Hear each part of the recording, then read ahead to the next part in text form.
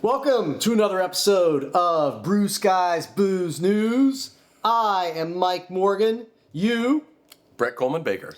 And we go through either the biggest or just most arbitrary stories in the alcoholic beverage industry that happened in the previous week. We are the booze news equivalent of Fox News, where we're not actually news, but we're giving you our opinion on subjects that we're not educated enough to talk about. So, let's dive in. But we will say them adamantly. If you say it with enough gusto, people Enough believe conviction. it.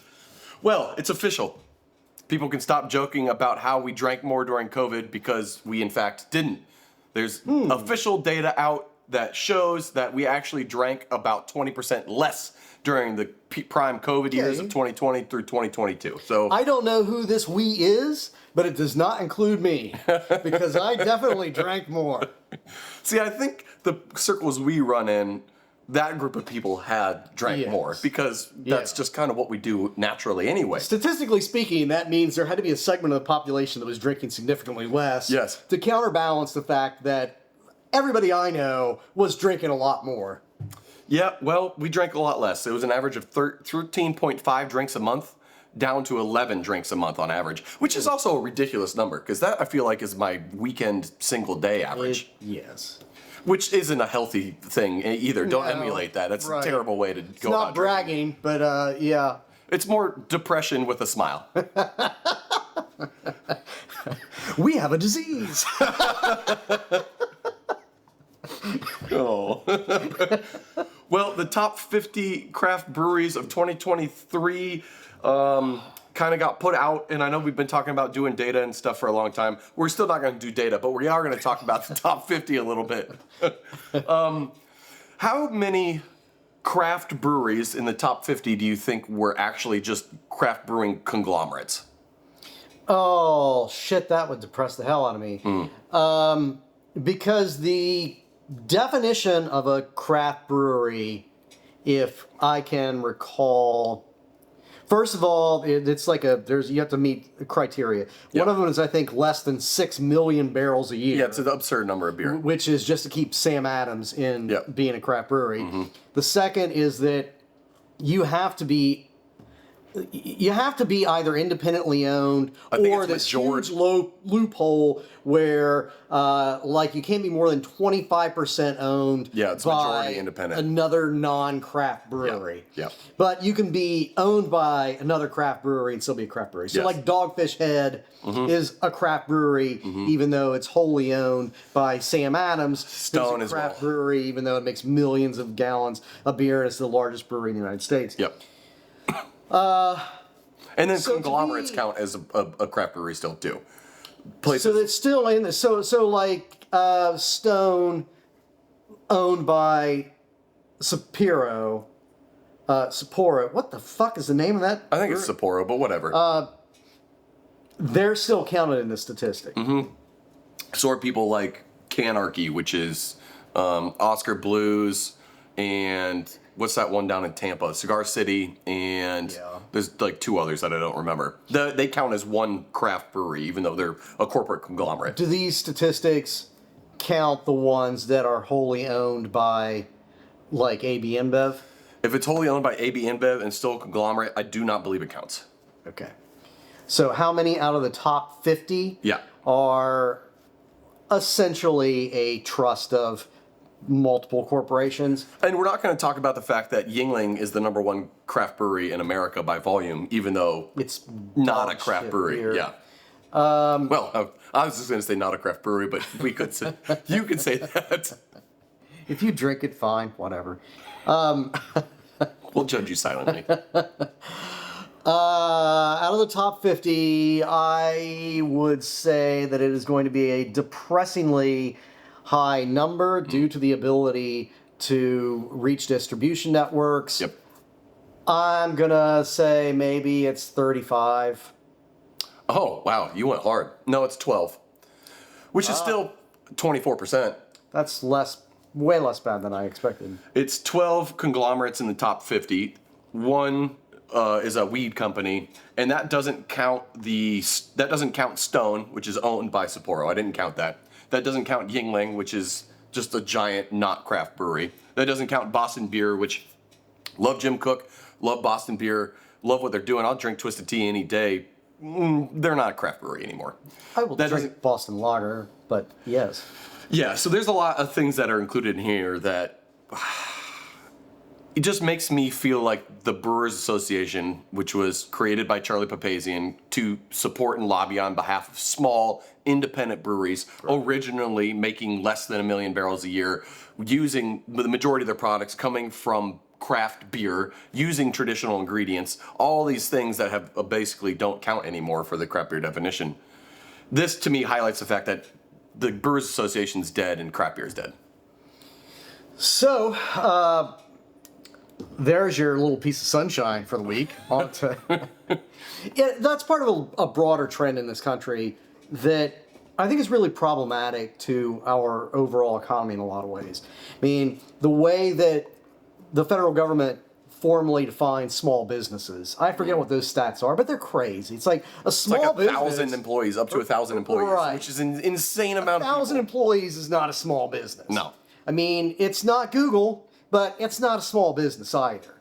So, yeah, we're always doing that. I mean, it's a way to make sure that that a segment of really rich people are getting tax breaks that really should be aimed towards helping out businesses that are actually small businesses. Yes. Those places with 2 or 3 employees. A place with less than 10 employees should not be lumped into a place with less than 1,000. No. That's just an insane comparison. No, because the things that are going to help that business with 1,000 employees are not going to do dick for the one with 10. No, they won't even apply. It's insane. Speaking of things that are becoming crazy, barrel prices. Everything. Well, that's true. We'll get It's to a more of that shorter later. list of what's not becoming crazy. That's true. Name 2 things that aren't crazy. Damn. None. Barrel prices for new oak are up to $280 a barrel. Now, that probably doesn't mean much to you, but it's a lot. They used to be $80 a barrel, so now they're up over $200 per barrel. And why does that matter? Well, bourbon. Yeah. Bourbon, by law, has to be made in new oak, American oak barrels. Yeah. So once it's Definition used, of bourbon. yes. So once it's used for bourbon, for aging, one time, it cannot be used to make bourbon again. It can be used to make scotch or whiskey or rum or anything else. Or to age beer in. Or to age beer, but it cannot be used for bourbon ever again. So we need constant supply of new barrels in America coming from American oak. American oak's getting hard to come by. You can't grow oak as fast as you can pine. So Does it have to be like USA oak, or It can does. be North American? It has to be The American fact that oak. Canada's on fire doesn't even matter. yeah, I mean it does existentially, but not for American bourbon. Yeah, I mean it matters to the fact that I like Canada, but wow. Yeah. So bourbon prices. What's driving it? Well, it's just the hype market of bourbon. It's just crazy right now. So it's bourbon being out of control. It's bourbon being out of control, which is just going to make bourbon more out of control. We're in a negative price feedback loop right now. Yeah. So if I were you, I would just find a new Scotch. spirit. Yeah. Drink scotch, wait for this whole bourbon thing to blow over, and about 10 years from now, bourbon prices are going to bottom out, and it's going to be great. Or just realize that Echo Spring is good enough. Speaking of who's not good enough, the 380 people that got fired from Anheuser-Busch because Bud Light's tanking. They weren't good enough to keep their jobs, apparently.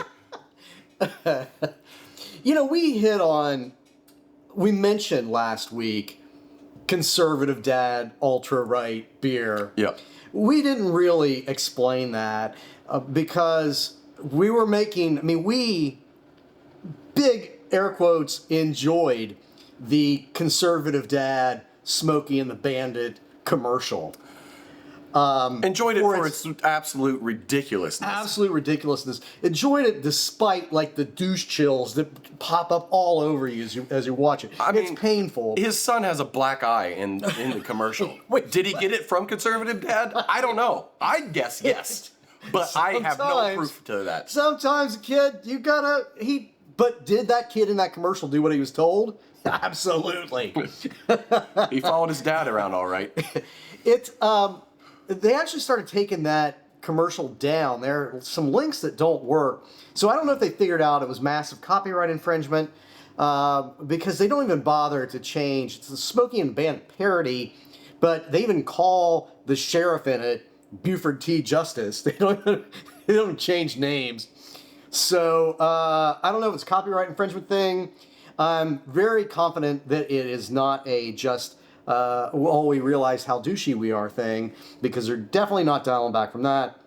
But for whatever reason, I mean, if we can find a link to that commercial, we're going to put it up on our site just so you can enjoy it for its absolute ridiculousness. But I want to ask you a question about this, actually.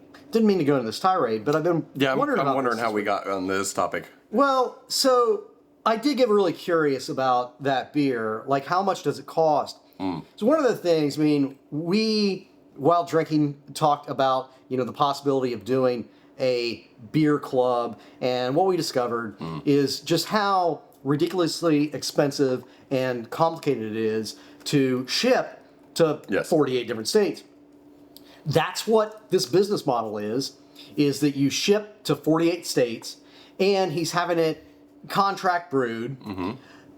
So a 6-pack costs $20 before shipping. Who the fuck is going to buy this bad beer at $20 a 6-pack plus shipping, and it takes like a month to get it after you order it? He doesn't. Oh, so he doesn't even have the beer. It's not made. No, it's if you don't get it until a month out, it's not even made. I guarantee. Well, it's not that's I guess the if only it doesn't way. ship for 30 days after you order it, it doesn't exist yet. Right. So $20 so a 3 6-pack. orders. He doesn't know his customer base. Your customer base isn't people who can pay $20 for a 6-pack of shit beer. The customer base is who wants 20 beers for $6. He's got it inversed. There's going to be a handful of people that do it. I mean, there seems to never be an end to those stories of the dipshits that bought the Trump coin, or the Trump portrait walking with Jesus. I have 3 or NFTs, for, Trump NFTs at my house. Yeah, those sold to a handful of just absolute imbeciles. But you're going to get some of that. But I mean, man, can you see, as somebody that knows the business, is there any way in hell that can actually make a profit? No. Next story. So Anheuser-Busch did fire 2% of their workforce. They didn't, which is 380 people. They didn't fire. That's crazy. They didn't fire any quote unquote frontline workers, whatever the fuck that means. Basically, they fired people from the marketing department, maybe from admin or HR or something. But they didn't fire any brewery workers or brewers. They didn't fire any wholesalers, salespeople, anything like that. But they said this is specifically because Bud Light is doing so terrible. We are firing this many people. Which, I mean, it leads into why ultra-right beer exists in the first place and blah, blah, blah, blah, blah. Now, the funny thing about this Anheuser-Busch situation is... Yes. Go woke, go broke, right? That's the saying that they like to tout. Yeah. Well, guess who's actually going broke? Florida. Because those dumbasses have their teacher and first responder pension funds tied up so heavily in Anheuser-Busch stock, the fact that it's down $20 billion, the pension might run out of money before Anheuser-Busch can come around. So DeSantis, everything, his culture is trying to, if you want to call that, everything he's trying to build, the world of hate that they're trying to build, and this just unapologetic transphobia, gay phobia, woman-hating bullshit that they have is all being targeted at Budweiser, which they're heavily invested in. So he's being his own undoing. It's amazing. Well, that was one of the really hilarious things about this story in the early part of it. I mean, it really was a Kid Rock, grassroots, just stupidity. Dumbfest.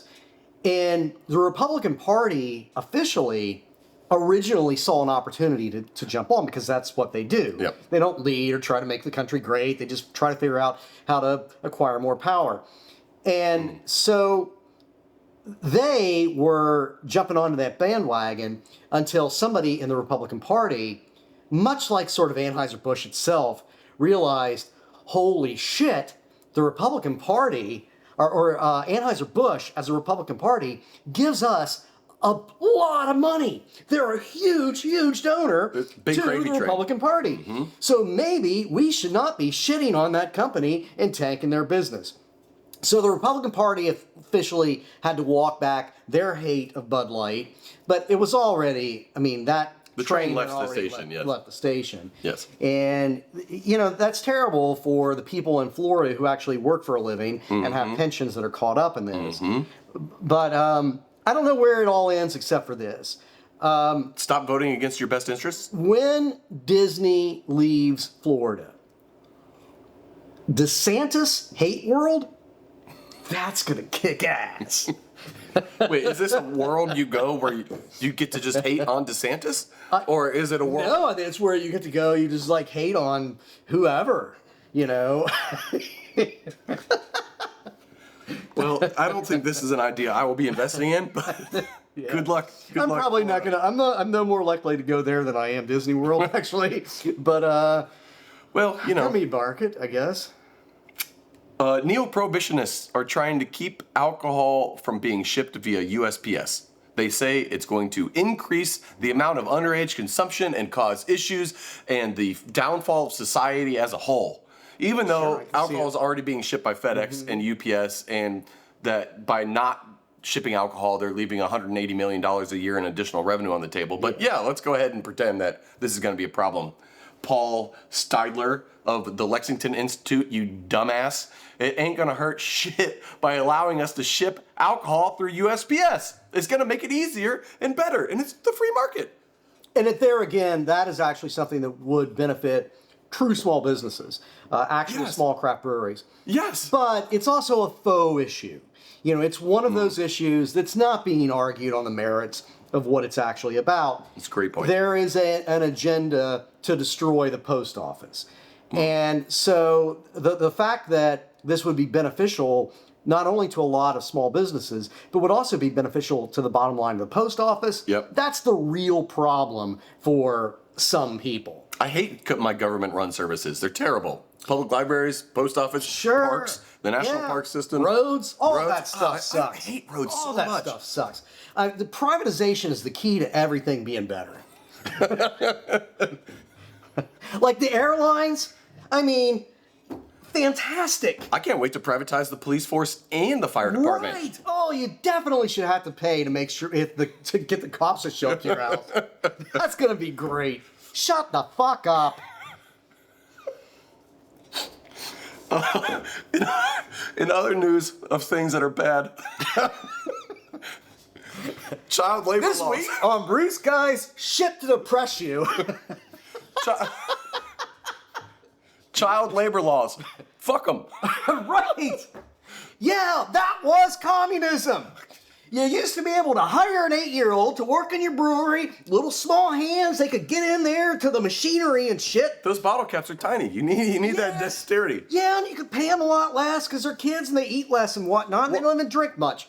So I know you're joking, but there's actually laws in Iowa, Michigan, Ohio, Kentucky, West Virginia, New Mexico, Alabama, Wisconsin, and Idaho right now that are all looking to pass laws to make it so 14-year-olds can work in bars and serve you alcoholic drinks. Yeah. 14-year-olds. What? And the USPS is the problem? Right. Not 14-year-olds being behind a bar? Have you ever been to a degenerate bar? Because there's lots of them. There's a lot of shit going on there, including way overconsumption by both bartenders and their friends. Lots of drugs, hard drugs. I ain't just talking about alcohol and marijuana. I'm talking about fucking copious amounts of cocaine in the bar world. It just exists. I'm not saying here, I'm not saying I participate in that, but I know it's out there. There is issues with having 14-year-olds behind a bar, let alone drunk, gross men hitting on bartenders, which already happens to a disgusting degree. Can you imagine a 14-year-old girl serving drinks to a drunk dude? There is and trying to cut him off? I think that there is a common sense middle ground to this. I mean, as somebody that grew up working in a grocery store, it is ridiculous that a cashier in a grocery store can't scan a 12-pack. Yes. So there is a middle ground to this, and an 18, 19-year-old server. But a legal adult, yes. that loses business as a server in a restaurant because that server can't walk a beer out to a customer. That is bad for both the Agreed. businesses, and it's denying opportunity to some, late teens. But As you can hear, we're still under construction, and that is the sound of God being angry at us. you're right, yeah, probably too woke. But It's thunder. It's thundering, and we don't have good windows. And we're sweaty because we don't have good AC. This place is under construction. yeah, Anyway, but it's looking better, bitches. you're saying 18-year-olds and plus should be able to serve alcohol because it's common sense, and that makes sense. Yeah, at least to some extent. I mean, should they be able to be the sole bartender somewhere? That's probably a different story. But, as a server in a restaurant, should you be able to serve? Yes. Should a 14-year-old be able to work behind a bar? Probably not. I don't necessarily think that's... I mean, it is one of the moments that I get serious about alcohol. I'm serious about alcohol all the time, but in the wrong way. When I get responsible, as kids, I started drinking way too early, and it's not healthy. It doesn't create a healthy relationship with alcohol. So I really don't think that kids should have unhealthy connections to alcohol or too much access to it. The post office, you're right, the post office is not how that's going to happen. But yeah, I mean, these laws, I don't think that I don't have a direct knee-jerk reaction against them, but they need to be tailored right. I'm all for 18 plus being able to serve alcohol. There's no way in hell I'm ever going to think that having anyone 17 or younger being able to serve drinks behind a bar is going to be an okay idea. It just doesn't make sense to me. It just doesn't make sense. Although I am fine with them scanning it. Scanning, yeah. Yeah, if you can scan, you're not... Packaged. Scanning's fine. Who cares? They make you scan your IDs anymore anyway to even scan the damn thing. So why do you need someone to come in? It doesn't matter. Beer smugglers get 7 years in jail. There's some Polish people that were smuggling beer into the UK over the course of about 5 years from 2018 to 2023. They were smuggling beer from Poland into the UK? Yep. Why? To avoid paying import taxes. Well, 122 truckloads in total, $3.1 million. They got 7 years in jail for that, which I think is kind of fucked up. If anything, I would have said, good job, you tricked us for 7 years. Thanks for bringing us cheap Polish beer. Now get the fuck out. Yeah. You can kick the drunk out of the bar, right? That's all this is. Right. That part of that's just, it's the way we've got that side business running cigarettes to Canada. Yeah. I mean, they need their Lucy's. Sometimes you have, yeah. Okay, let's get into the non-alcoholic story of the week. Which one? Aliens. Hell of a week. Aliens, they're real. Well, that's not news. Twitter is now called X. That's a brilliant decision, you fucking idiot. And Mike, I would please like to tell say, us why. According to our producers, we need to explain why we don't like something. Why is Elon Musk an idiot? Oh my God. Let me list the ways. But the only thing about Twitter that I think is... I've hated Twitter from the beginning. I hate it conceptually. I thought it was a cancer on culture from the beginning. OG hater right here. But that little bird, the little icon, and the fact that Twitter has become... to tweet has become a verb. Mm-hmm. I mean, my God, it's the one thing Twitter has that Elon Musk has not heretofore wrecked since he bought it. Yeah. And so to move it, to get rid of all that branding and to change the whole, what do you call it when you use X for whatever? Do you still tweet things? You X them? I mean, that's been a conversation with people all week, and it's not it's just patently stupid. It's further proof that the reason Elon Musk is rich is because he was born fucking rich. And, put some money into things that worked. He's a dumbass. And I just want to say, as a member of Gen X, I want a class action lawsuit to stop that idiot from usurping the name of my entire generation for his stupid, formerly known as Twitter, tweeting. It's amazing that a 50-year-old man can still be a teenage edgelord. Like, it's just insane. How does this guy get any respect? Billions of dollars. The rich are smart, Brett. Is there... Decent, better people, smart. Well, that's just the way it is. Yeah. Is there any other non-alcoholic story of the week you want to get to before we jump to the question of the week? I mean, let's go through them just really rapidly. Mitch McConnell had a complete fucking meltdown. Someone forgot to plug him in, yes. Somebody forgot to plug Mitch McConnell in, and he just completely broke. Feinstein, same thing happened to her as well. I saw. Yeah, well, she forgot she was even supposed to vote when she was on the floor. Whatever. Don't know how she makes it to the office, but the Israeli Trump deballed the Israeli Supreme Court. So huge protests over there.